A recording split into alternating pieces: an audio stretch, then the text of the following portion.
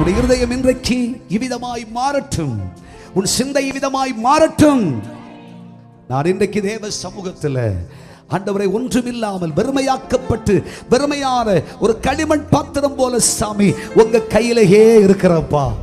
நீர் என்னை உருவாக்கி, நீர் என்னை மேஜையில் வைக்கப்படும் பாத்திரமானால் மேஜையில் வைக்கப்படும் பாத்திரம் இல்லை, அடுப்பின் அடியிலே கிடக்கும் பாத்திரமானால் நீர் எதை விரும்புகிறீரோ அதற்கு என்று என்னை தருகிறேன், வருகிறேன், அர்ப்பணிக்கிறேன். ஹல்லேலூயா. சொல்ல முடியுமா?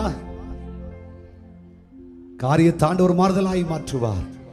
தேவனுடைய பிள்ளையே, நீ கர்த்தரிடத்தில் வைத்திருக்கிற வைராக்கியம், என் ஜீவன் போனாலும் சரி, என் வாழ்க்கையில் 5 காசுக்காக வேண்டி ஐயா உலகத்தில் எந்த சம்பாத்தியத்துக்கு வேண்டி மனுஷன் போய் கை கட்டவே மாட்டேயா. எந்த இடத்திலும் போய் நான் கை கட்ட போறதே இல்லையா. ஐயா கர்த்தர் உன்னை பார்த்து சொல்லுகிறார், உன் உபவாசம் வறுமையாய் போகாது.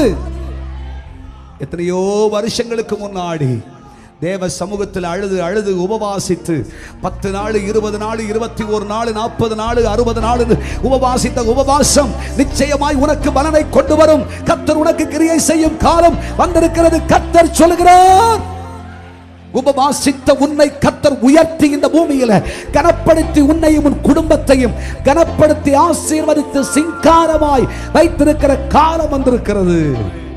உபவாசிச்ச வெறுமையா போச்சுன்னு சொல்ல மாட்டேன். இந்த நாள்ல இருந்தே அற்புதம் நடக்கும்.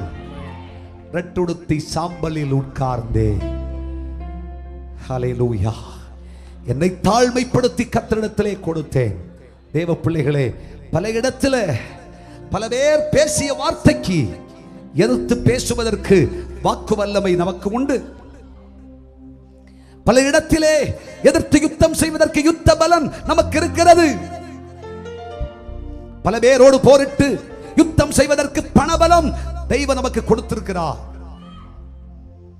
பல பேரோடு எதையும் சாதிப்பதற்கு ஆழ்வரத்தை ஆண்டவர் கொடுத்திருக்கிறார். நான் குதிரையை நம்பவில்லை, ரதங்களையும் நம்பவில்லை, எனக்குரிய எதையும் நான் நம்பவில்லை. என் கர்த்தரையே நம்பி இருக்கிறேன். என் கர்த்தர் எனக்கு போதும். என் ஆண்டவர் பார்த்துப்பா, என் கர்த்தர் பார்த்துப்பா. ஹல்லேலூயா.